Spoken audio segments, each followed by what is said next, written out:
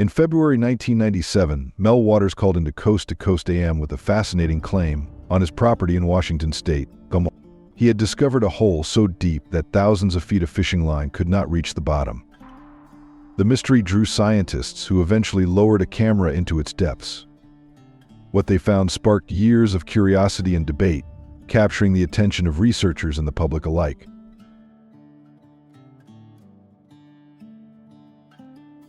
What began as a simple call to a late-night radio program grew into one of the most discussed and most unusual geological curiosities in the United States. According to declassified reports from the Department of Energy's Geological Survey Division, there are 47 unexplained geological anomalies under active government observation across the continental U.S., with MEL'S hole considered the most significant. Located in eastern Washington, this so-called bottomless pit has been described as a place where the rules of nature appear to falter. On February 21, 1997, Mel Waters called Coast to Coast AM to tell host Art Bell about a hole on his rural property near Ellensburg. Mel explained that, despite lowering thousands of feet of fishing line with weights attached, no bottom was ever found. The line simply vanished into the darkness. The story quickly spread across internet forums and paranormal communities. Mel's research suggested the hole had been known for generations. Local Native American tribes, particularly the Yakama Nation, reportedly called it the Devil's Hole and avoided it entirely. Oral histories, documented in the Smithsonian Institution's 2023 survey of Pacific Northwest indigenous folklore, tell of objects thrown in that were never seen again, accounts intended as warnings rather than entertainment. Over the years, residents treated the hole as a convenient disposal site for debris, appliances, and even livestock remains, yet it never filled. Objects dropped inside made no audible impact, sound seemed to vanish along with the items themselves. Animals also displayed unusual reactions. Dogs refused to approach, sometimes growling or cowering, while birds avoided perching near the rim. The immediate area lacked typical wildlife activity, creating a quiet, almost sterile zone around the site. Though skeptics dismissed the tale as folklore, others claimed that scientific teams had investigated, lowering equipment into its depths. What was reportedly captured on camera deep within Mel's hole remains the subject of speculation and debate to this day. Whether a geological anomaly, a natural wonder, or something entirely unknown, Mel's hole continues to inspire curiosity nearly 3 decades after its discovery. In 2019, a joint task force from the U.S. Geological Survey, the Department of Energy's Office of Science, and the University of Washington's Applied Physics Laboratory received authorization to conduct the first official investigation of Mel's hole. It marked the government's first public acknowledgement that the site merited scientific study. The team included Dr. Sarah Chen, a quantum physicist from MIT with prior classified defense work, Dr. Marcus Rodriguez, a geologist with 2 decades of experience studying unusual formations, and Dr. Elena Vasquez, a Stanford expert in electromagnetic phenomena. Equipped with custom-built instruments, they brought decades of expertise to a mystery that had eluded explanation for over 20 years. Their camera system, valued at $2.3 million, was adapted from deep-sea and space exploration technology. Its titanium alloy housing could endure pressures equal to those in the Mariana Trench. Multiple high-definition lenses offered 360-degree coverage, while sensors tracked temperature, pressure, electromagnetic fields, radiation, and rare particles predicted only in theory. At 1,500 feet, temperature readings began to fluctuate sharply, swinging from near freezing to over 200 degF in minutes, changes that could not be explained by known geology. Yet the camera housing showed no thermal damage. At 3,000 feet, the video feed developed structured interference, suggesting deliberate signal manipulation. By 4,500 feet, the audio line, silent until then, detected a deep, rhythmic hum with overlapping tones. It had mathematical precision, resembling harmonic progressions more than random noise. Electromagnetic readings spiked in sync with the sound, hinting at an energy source of unknown origin. At 5,000 feet, the lights began dimming without cause. Even advanced LEDs designed for the ocean's depths could not penetrate the darkness, which seemed to absorb rather than reflect light. From within that void, something began to emerge, an image that would challenge everything the team believed about what lies beneath the Earth's surface. The feed showed a faint movement deep in the darkness, a flash of reflected light that shouldn't have been possible at such depths. The team leaned forward, straining to interpret the blurred shapes on their monitors. Scale and distance were impossible to judge, yet something in the void moved slowly and deliberately, with a purpose suggesting intelligence rather than random geological forces. A metallic shimmer drifted in and out of view, rotating as if suspended in an unseen medium. It appeared constructed, not natural, its surfaces reflecting the camera's light in ways that defied conventional physics. Infrared, overlays, and magnification revealed even stranger qualities. The object absorbed light unpredictably, its fractalized surface bending and reforming in real time, behaving as though it existed outside Euclidean geometry. Its shifting structure presented faces and angles that could not coexist in normal three-dimensional space. Dr. Chen described it as watching origami fold itself through dimensions we can't perceive. According to a National Institute of Standards and Technology report on exotic materials, no known substance exhibits such optical properties. The footage implied matter governed by physical laws beyond current human understanding, either a revolutionary breakthrough or technology far beyond Earth's capabilities. Awe and professional excitement rippled through the control room. This was no longer a geological anomaly, it could be the first confirmed evidence of non-terrestrial intelligence or technology. The implications were profound, equal parts thrilling and unsettling. Then the situation deteriorated. The video feed degraded, sharp bursts of static tearing across the screen in patterns that seemed almost intentional. The audio feed's low harmonic hum warped into a piercing whine, forcing several researchers to rip off their headsets. More disturbing, the cable began to tremble, not from normal strain but from vibrations moving along its length, climbing upward from the depths. Sensors detected pressure shifts and electromagnetic surges, suggesting multiple points of contact. Dr. Rodriguez reported seismic readings with no match to known activity, too regular, too deliberate, synchronized with the recorded audio frequencies. It was as if the entire underground structure had become aware of them, rousing from a long dormancy. Enjoyed the video? Before we continue, don't forget to ring the bell, share it with your friends, and hit that subscribe button if you haven't yet. It truly helps me out, and I promise to bring you even more awesome content. Despite extensive precautions, the team had not anticipated physical interference from within the hole itself. Vibrations surged beyond design tolerances, warning lights flaring as the cable strained to the brink of failure. Emergency protocols were activated, and the camera's retrieval began, inch by inch, foot by foot, each movement slowed by continued, unpredictable interference. Periodically, the cable jerked or twisted as if something resisted its ascent. When the camera finally broke into daylight after hours of tense recovery, the team saw it had undergone radical alteration. Its military-grade titanium casing, built to withstand extreme conditions, bore no signs of melting or corrosion. Instead, jagged scorch marks formed intricate, precise geometric patterns, recursive fractals, each layer containing smaller iterations of itself. The etchings were so exact that they appeared to have been branded into the metal with surgical precision. Dr. Chen's classified analysis revealed the patterns followed mathematical principles rooted in advanced quantum mechanics and theoretical physics. The precision required exceeded any known human manufacturing capability, pointing to either an unknown natural phenomenon or an intelligence with advanced technological means. The onboard data drives had survived, but their contents defied conventional digital behavior. The files were not merely corrupted, they actively rewrote themselves, expanding in size without added input, spawning new directories spontaneously. The data appeared to evolve according to unknown rules, independent of any recognized programming language. The NSA's cybersecurity threat assessment identified this as the first recorded instance of self-modifying data operating outside known algorithmic structures. Electromagnetic readings from the descent showed fluctuations previously seen only in theoretical models of black hole event horizons and neutron stars. Field intensities exceeded terrestrial limits, and gravitational data suggested spacetime distortions occurring in rhythmic pulses.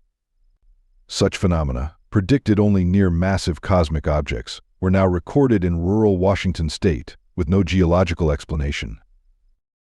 Further study of the electromagnetic pulses uncovered a repeating sequence resembling the Fibonacci series, but with deliberate alterations at every third iteration, producing an entirely new progression. Mathematicians debated its origin. Some saw a self-correcting natural force, others a deliberate signature embedded into the anomaly. Increasingly, the evidence pointed toward the whole functioning not as a passive geological feature, but as an active transmitter, its mathematical patterns, structured pulses, and apparent responsiveness hinting at contact with a system or intelligence beyond human comprehension.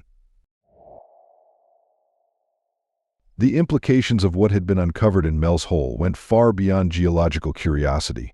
Data from the initial descent, limited and heavily distorted, pointed to phenomena that defied the foundations of modern physics. The team recognized they were dealing with principles entirely foreign to human science. To advance, they needed to isolate the anomaly from outside interference and establish a controlled environment for long-term study.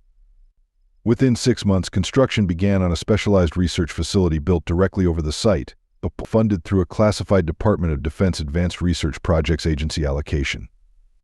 The facility cost over $847 million and incorporated technology from multiple black-budget programs. It featured layered Faraday shielding to block electromagnetic noise, quantum encryption for secure data transmission, and deep seismic dampeners to avoid triggering underground events. The design ensured the anomaly could be observed without disrupting its delicate balance, combining deep-sea, space program, and experimental physics technologies into the most advanced geological research station ever constructed.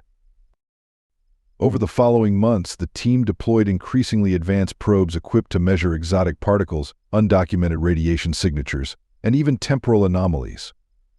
These time measurement systems were based on atomic clock technology adapted from GPS satellites, modified with principles from relativity and quantum mechanics. The mission's focus shifted from passive observation to active interaction with whatever system or intelligence might be operating below. The second probe remained functional far longer than the first, transmitting complex waveforms and electromagnetic patterns that required days to decode. The most startling results came from its synchronized atomic chronometer, linked to the National Institute of Standards and Technology before launch. Time inside the hole did not flow uniformly. As the probe descended, its clock lagged behind surface time, first by seconds, then minutes, eventually hours. This was no ordinary relativistic time dilation. The distortion followed a structured pattern, unlike anything explained by gravity or velocity. At 6,200 feet, the probe's clock showed 3 full days had elapsed, while only 6 hours had passed above. Strangely, no physical aging or accelerated wear was evident. The effect altered temporal passage without affecting entropy. Dr. Chen termed the phenomenon chronocells, likening it to descending through pages of a book, each page a separate temporal field with its own rules.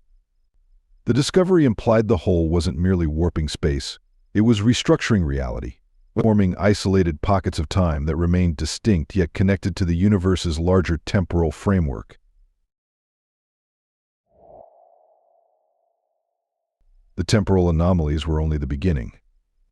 In the second year of research, the team began testing the hole's responsiveness to controlled stimuli, transmitting carefully calibrated audio tones into the depths. Frequencies range from simple sine waves to complex harmonic sequences tied to mathematical progressions and ancient musical intervals. The reactions defied known science. A tone based on the golden ratio spiked internal temperatures by over 300 deg-F in minutes. Another, derived from prime number sequences, plunged readings to below 200 deg-F. These shifts occurred without any visible energy source, violating thermodynamic laws. Other tones triggered flashes of light from the walls themselves, patterns matching the mathematical sequences embedded in the audio. The most extreme effect came from a prime number harmonic sequence. It disabled all digital systems within half a mile, from internet infrastructure to automobile electronics. When systems were restored, technicians found new data on the main server, never input by human hands. It was tens of thousands of lines of recursive hexadecimal code folding back every 233 characters. When decoded, it produced the exact deep, layered hum first recorded during the initial descent, rendered in perfect fidelity. Playback caused standing wave patterns that disrupted compasses, warped the ambient electromagnetic field, and temporarily disabled radio communications. Biological sensors registered anomalous changes in staff, suggesting direct effects on the human nervous system. Most unsettling, several researchers working independently reported hearing voices embedded in the bass frequency. These were not in any known language but seemed to implant ideas directly into consciousness, mathematical concepts, abstract thoughts, and impressions that bypassed words entirely. The evidence pointed to an active intelligence, its nature unknown, but responsive and capable of sophisticated communication through methods beyond human comprehension. The whole was functioning as a system, an interface, perhaps even a communication node with something that operated according to principles utterly foreign to human experience. The implications were profound, suggesting contact with intelligence on a scale that challenged every assumption about life, consciousness, and communication. By the third year, the investigation expanded beyond MEL'S whole. Cultural analysts, mythologists, and symbologists examined global folklore for parallels. They found striking consistency: myths of bottomless pits, underworld gates, and places where time and space unravel appeared in cultures worldwide. Over 400 documented traditions according to the Smithsonian's 2025 Comparative Mythology database. Many contained details matching the phenomena in Washington. Petroglyphs from early Native American tribes across the Pacific Northwest showed spiral motifs identical to the magnetic distortion patterns recorded from the whole. The Yakama Nation's elders recognized the spectrogram of the recorded hum, calling it the old song, a sound their traditions forbade speaking of for fear of awakening dormant forces. When it sings, one elder warned, the sky dreams differently. Soon after, the skies above the facility displayed unprecedented phenomena. Stars rippled as if space itself bent, and clouds formed in perfect, stationary circles above the whole. Witnesses reported faint geometric lines in the sky, resembling the fractal markings burned into the first camera housing. Gravitational wave detectors recorded a localized disturbance, a narrow band signal matching the whole's harmonic patterns, suggesting a link between the anomaly and something in space. Days later, several researchers began experiencing identical, structured dreams. They described falling through memories from altered perspectives, childhood rooms rearranged into spirals, funerals unfolding in reverse. Sleep studies revealed an unrecorded brainwave frequency between delta and gamma, pulsing in sync with the whole's harmonics. Dr. Chen called it dreaming in mathematics, receiving advanced concepts she instantly understood. Most alarming, these dreams occurred in perfect temporal synchronization across multiple locations and time zones. Even team members relocated for evaluation experienced them simultaneously, down to the second. The conclusion was unavoidable. MEL'S whole was not a passive anomaly. It interacted with matter, energy, time, and human consciousness. Whether intentional or incidental, its influence blurred the line between observer and observed, drawing the team into the mystery itself. Declassified 2023 FOIA documents revealed reports of a second whole, this one in the Nevada desert. Shoshone elders told Mel Waters that it shared traits with the Washington site but differed in key ways. Instead of natural stone, it had a seamless metallic lining unlike any known material. Doe's classified phenomena report described an alloy with no periodic table match, superconducting at room temperature, and actively redirecting energy. Tests mirrored those at the first hole. Objects dropped and vanished silently. Then the team tried lowering a live sheep for brief exposure. The moment it crossed the threshold, it emitted sounds unlike any animal distress call, laced with harmonics matching the whole's recorded patterns. Pulled up minutes later, it was lost to life, externally intact but internally cooked, as if microwaved.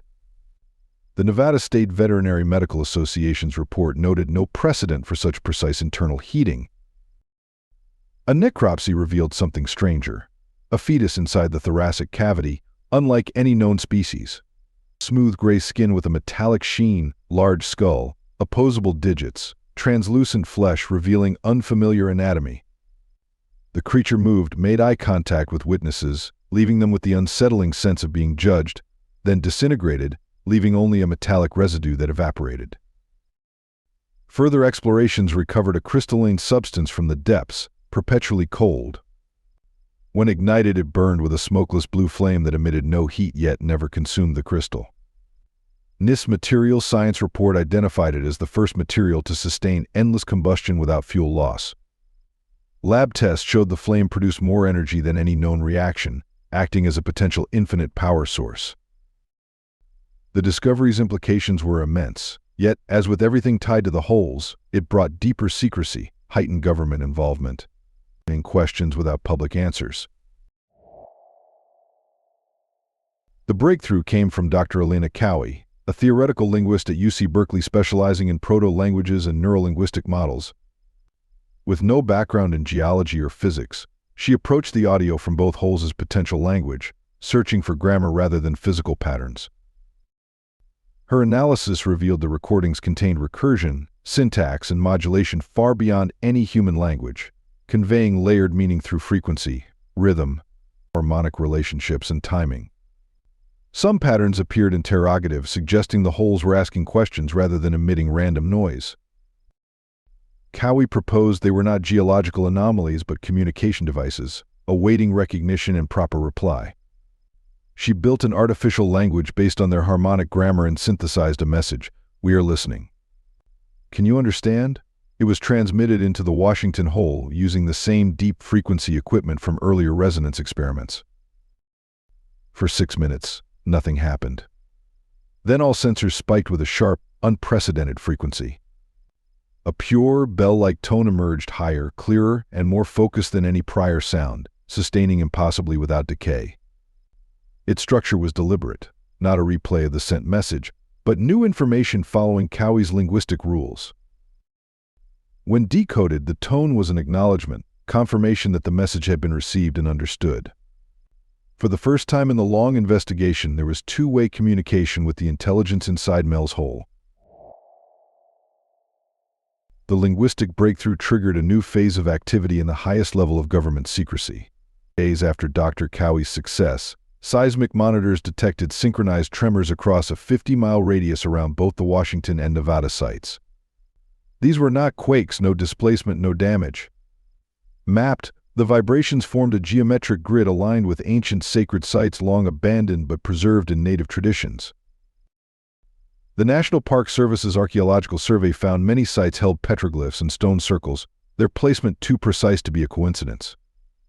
The data implied the holes were part of a dormant global network, reactivated by the team's contact. Activity spiked. Electronics failed in patterned sequences, researchers reported constant feelings of being watched, and one morning, return appeared on a whiteboard in a geometric script unknown to human writing. Analysis revealed isotopes not found on Earth, possibly from within the holes. Then, abruptly, everything stopped. Pulses ceased, temperatures stabilized, gravitational anomalies vanished. The system had withdrawn as deliberately as it had engaged. The silence was more unnerving than the activity, had humanity been judged unready or simply irrelevant. The government acted immediately.